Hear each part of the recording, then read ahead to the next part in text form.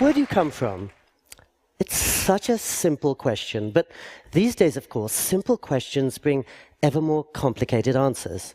People are always asking me where I come from, and they're expecting me to say India, and they're absolutely right insofar as 100% of my blood and ancestry does come from India, except I've never lived one day of my life there.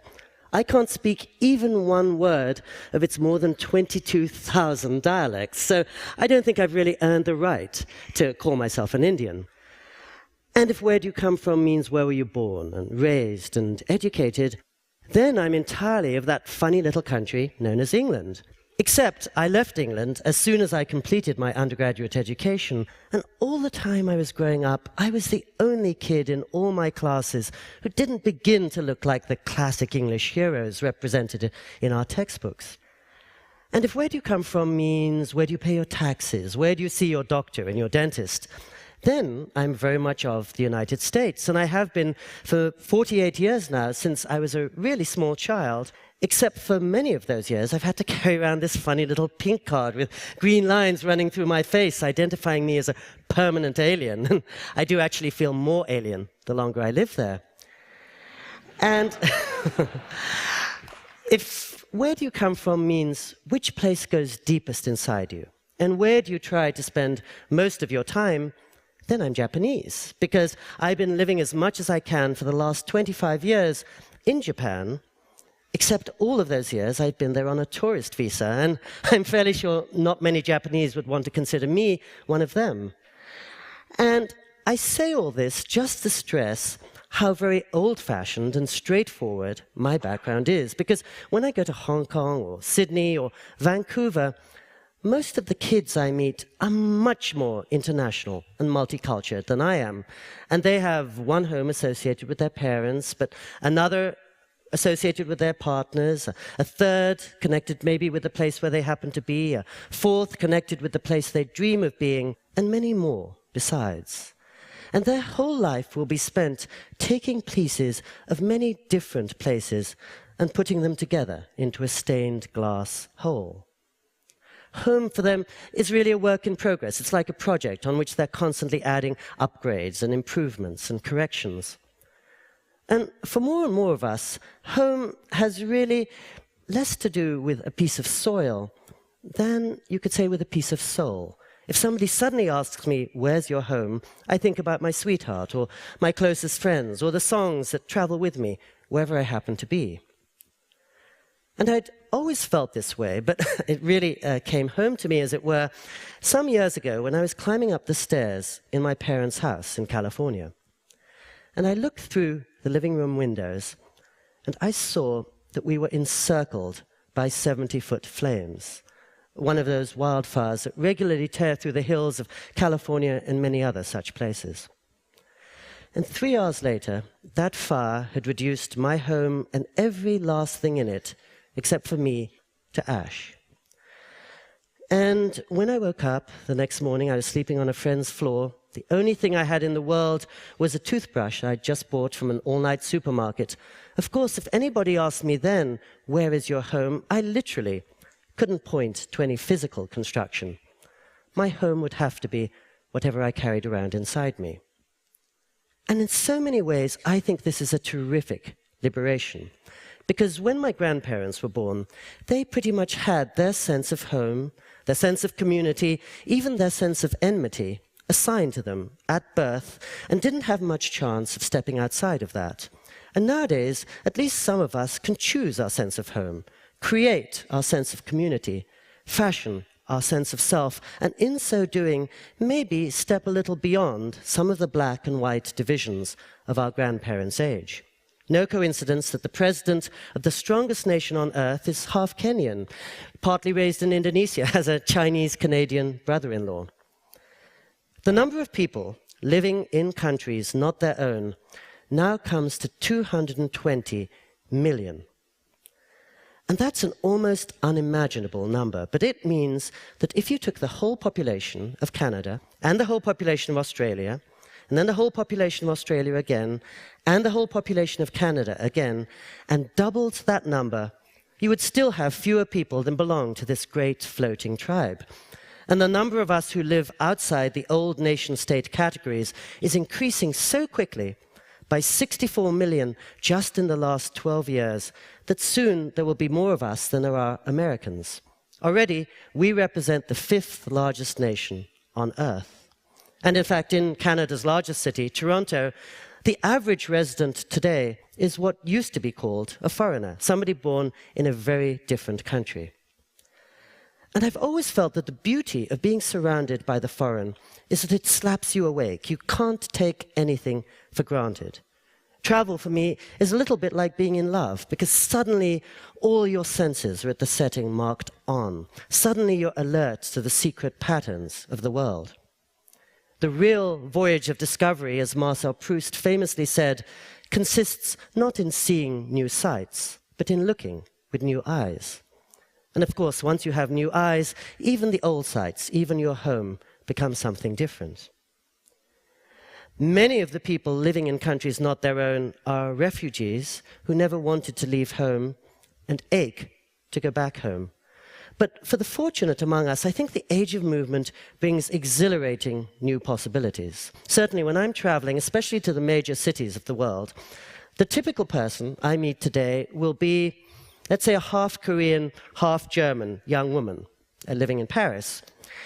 And as soon as she meets a half Thai, half Canadian young guy from Edinburgh, she recognizes him as kin. She realizes that she probably has much more in common with him than with anybody entirely of Korea or entirely of Germany. So they become friends. They fall in love. They move to New York City. And or Edinburgh. And the little girl who arises out of their union will, of course, be not Korean or German or French or Thai or Scotch or Canadian or even American, but a wonderful and constantly evolving mix of all those places. And potentially, everything about the way that young woman dreams about the world, writes about the world, thinks about the world, could be something different, because it comes out of this almost unprecedented blend of cultures. Where you come from now is much less important than where you're going. More and more of us are rooted in the future or the present tense as much as in the past. And home, we know, is not just the place where you happen to be born. It's the place where you become yourself.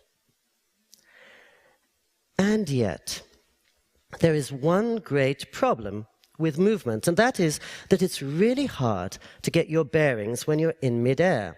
Some years ago, I noticed that I had accumulated 1 million miles on United Airlines alone. You all know that crazy system, 6 days in hell, you get the 7th day free. And, and I began to think that really movement was only as good as the sense of stillness that you could bring to it, to put it into perspective.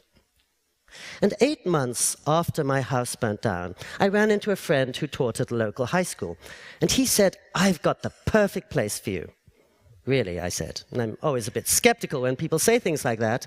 "No, honestly," he went on, it's only 3 hours away by car, and it's not very expensive, and it's probably not like anywhere you've stayed before." I was beginning to get slightly intrigued. What is it? "Well," here my friend hemmed and hawed, "well, actually, it's a Catholic hermitage." This was the wrong answer.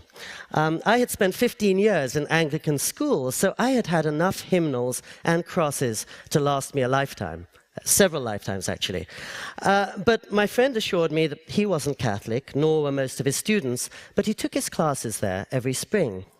And as he had it, even the most restless, distractible, testosterone-addled 15-year-old Californian boy only had to spend 3 days in silence, and something in him cooled down and cleared out. He found himself. And I thought anything that works for a 15-year-old boy ought to work for me, so I got in my car and I drove 3 hours north along the coast, and the roads grew emptier and narrower, and then I turned onto an even narrower path, barely paved, that snaked for 2 miles up to the top of a mountain.